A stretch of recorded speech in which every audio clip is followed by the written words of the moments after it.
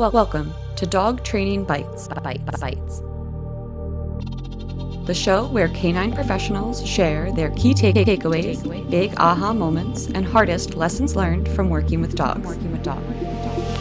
I'm Mattison, certified dog trainer and behavior consultant, and dogs are my life.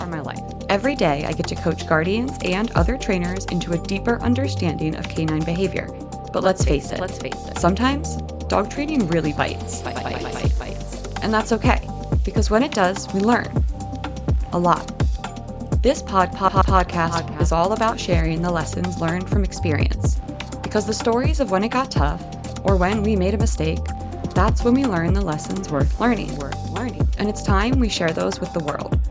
I'll be talking to dog trainers and other pet professionals about times that working with dogs, well, bit. Not literally. Maybe literally. What's most important here on this show, what did they walk away with? What did they learn? How did it shape their approach today? Welcome to Dog Training Bytes, the show where pet professionals share personal lessons that you won't find in any textbook. Today, I get to introduce a colleague and student of mine, Kayla Koeppen, who I've worked alongside at Tulsa Pack Athletics, and I was lucky enough to have her in my behavior mentorship last year. Kayla is a trainer on the Tulsa Pack team and represents Denver, Colorado for all hybrid programs. Her training journey began with her own two dogs, Jasmine and Sully, and her love for understanding dogs and bringing harmony into homes, and has really just grown from there. Kayla is a strong advocate for the open-minded approach and loves to meet people where they are to build a more peaceful and fulfilled life with their dogs. Hey, Kayla, what's up? Hi, how are you? I'm so happy to be here. This is pretty cool.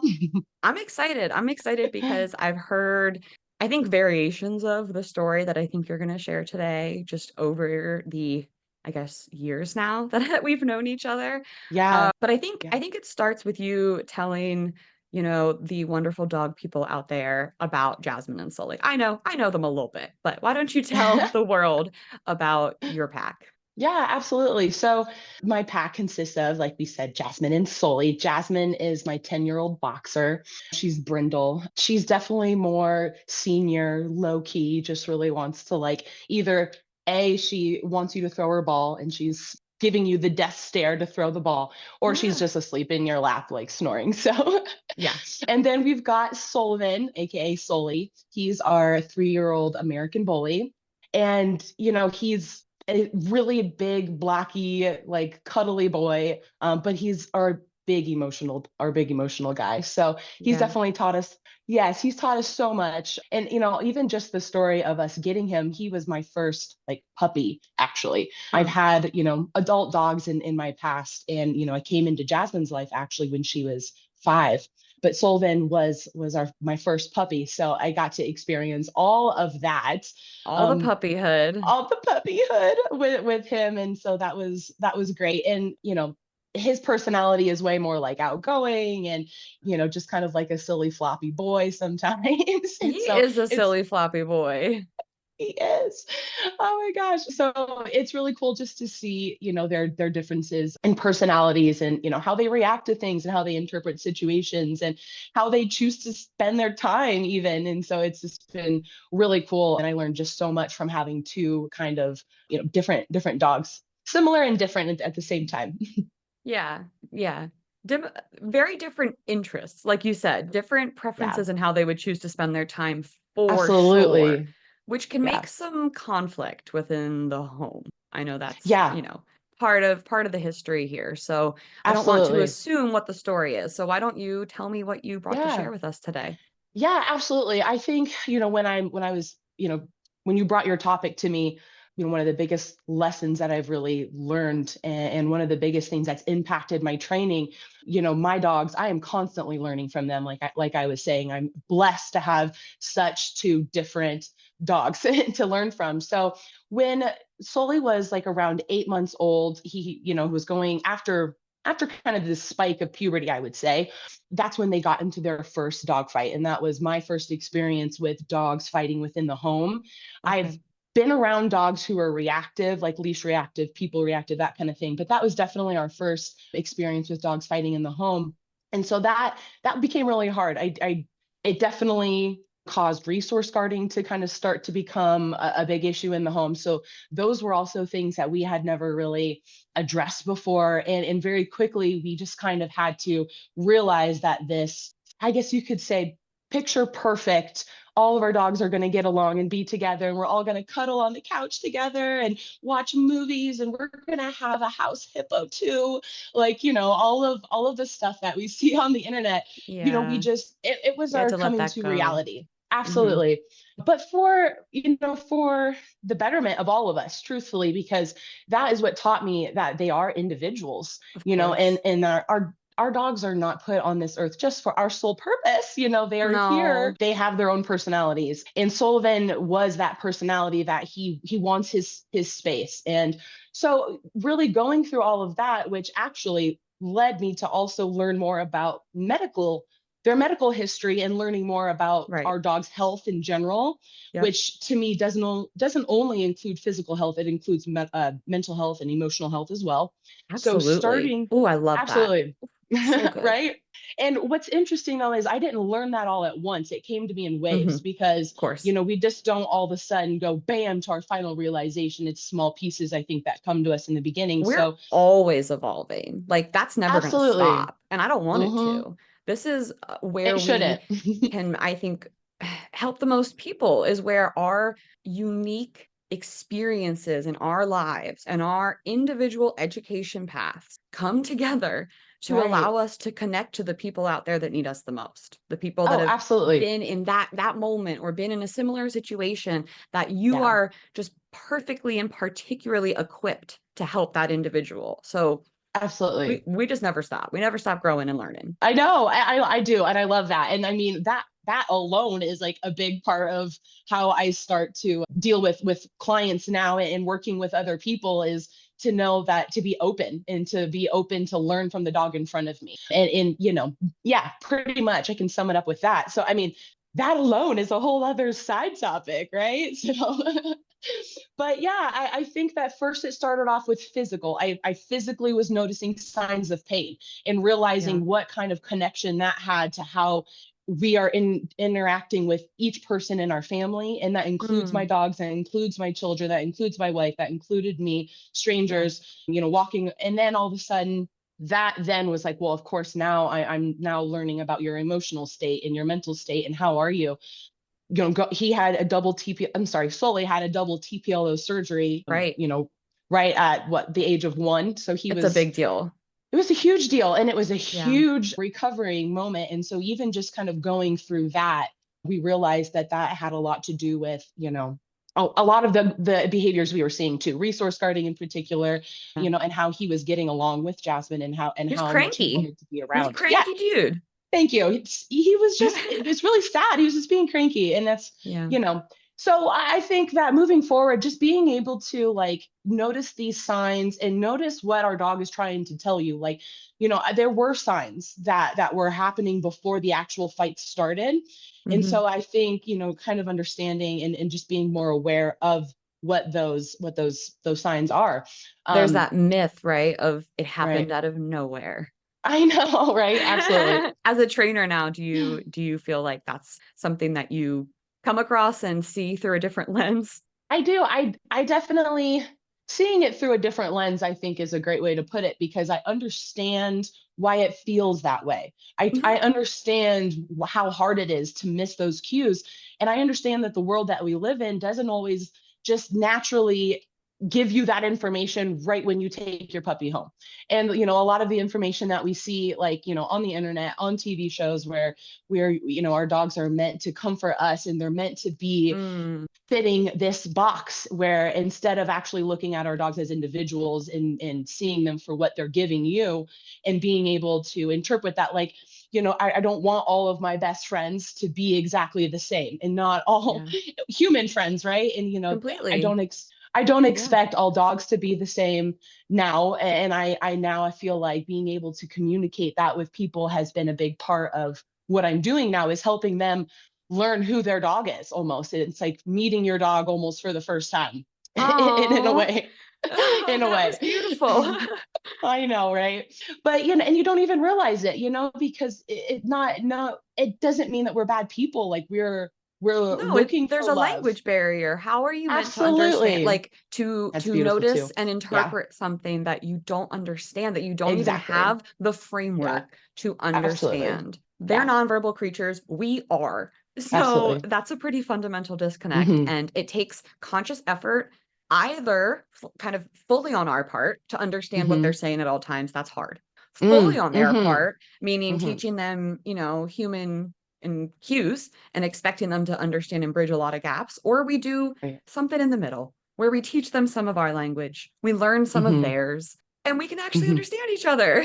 Right. Right. Absolutely. So and it really becomes such like a beautiful thing. Like when you have those moments where you just are hanging out with your dog and you don't say anything and they just do it. What they just look at you or they just sit or they just, they're just naturally in the moment with you. I think that's what I'm starting to realize is way more important than, putting my dog in a downstay and then leaving for no reason just to show that I can do it. For what? For what?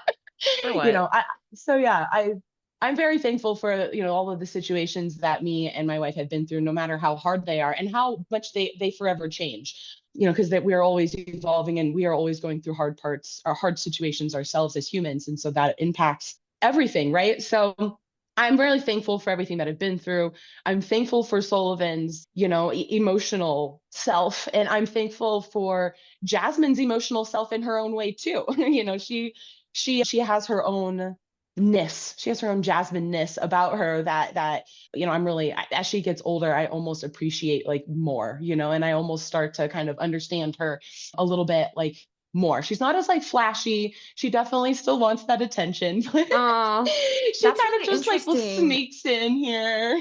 Oh, it's super interesting that your journey primarily with Sullivan and working with Yeah. with Sully on specific behaviors and Hmm. training, because he Yeah. was really the center of the training. And that's what we Um, thought, right? Yeah, that's why we right. came to it. Was But Yep, it's the was for fact that.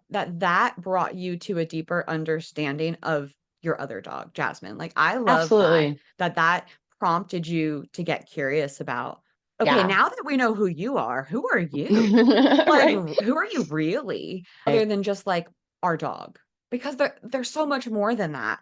This is something that I teach in my mentorship as a part of conducting intake. And how can we ask questions to get not just the information, but Right. the information that's hidden within the information. And one of my favorite Right. questions to ask is, describe your dog in 3 words. And that Mhm. tells me so much about Yeah. how they feel about their dog. Is it, Yeah. that they're blocky and goofy and motivated, or are they Yeah. annoying? Are they Yeah. Yeah. frustrating? Are they persistent? Are they Hmm. needy? Are they clingy? Right? Like, the adjectives that we use to Yes. describe our dogs, I think influences, well, tells a lot, and I can agree. then influence our approach with things. Like, maybe Yeah. that is information gathering in a way, but I think it's also potentially an opportunity to do some reframes, do some mental shifts. It's like, Absolutely. is your dog needy and clingy, Hmm. or do they lack structure, confidence, Right. independence, right? Like, so I think that Right. there's also an opportunity there to, you know, Right. do a little bit of reframe. Absolutely. Is there any Absolutely. other like lessons or takeaways from this journey with Sully and Jasmine, which has really been like just a tremendous transformation, the power of Right. understanding your dogs, and that Yeah. being the hugest piece of it, right? Like, the biggest part of Yeah. this was just understanding them. But is Yeah. there anything else that you feel like impacts the way that you approach now working with other people's dogs? Yeah, absolutely. I think that a lot of times I think it's impacted the way that I start off the situation and the way that, like you said, like going through intake, like with your questions and seeing how the clients are, what adjectives that they're using. I think that's perfect. That's definitely something that I like to see off the bat. I feel like going through what I have gone through with my dogs makes me pay attention more to how my clients now are interpreting their dogs, and what kind Yeah. of behaviors are they kind of just wanting quick fixes for? Is it something that maybe the client themselves need to look inward for? Yeah, I think that there's a whole lot of personal, like human growth to be had when we're, doing dog training in general.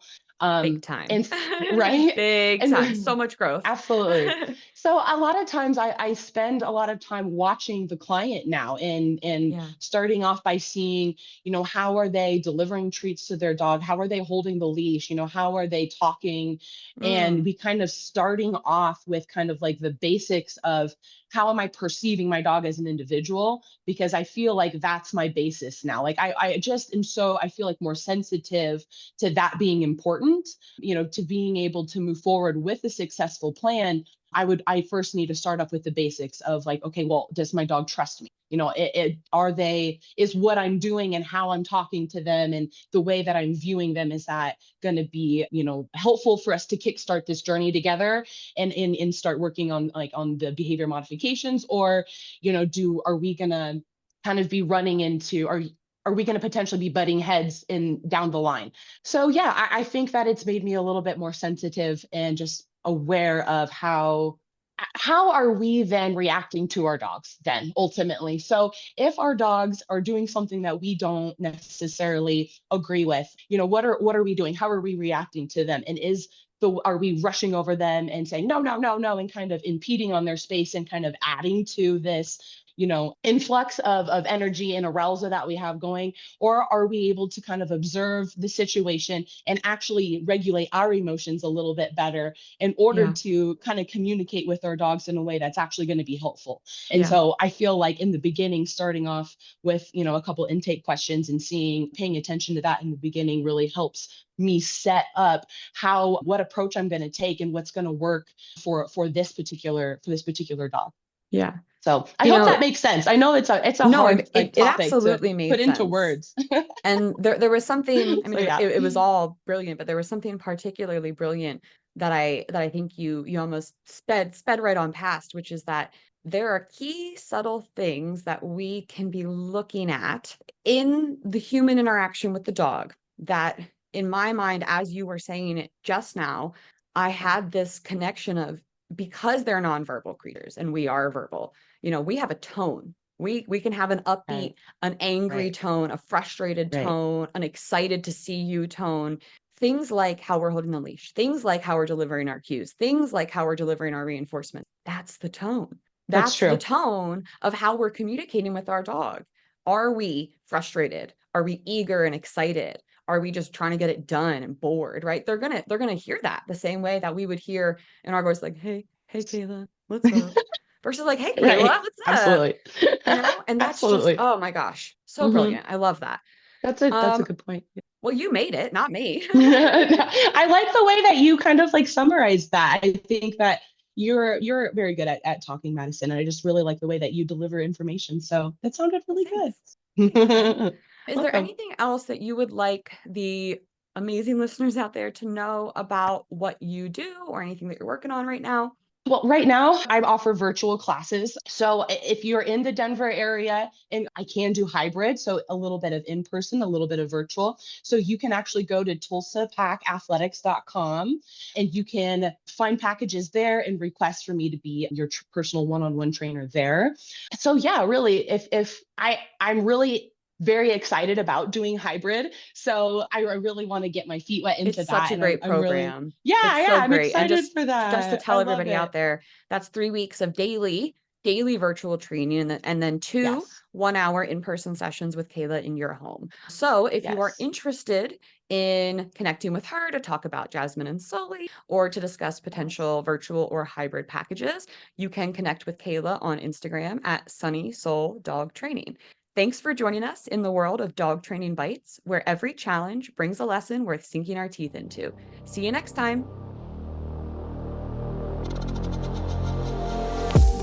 Dog Training Bites was created, produced, and edited by Mattison Simpson.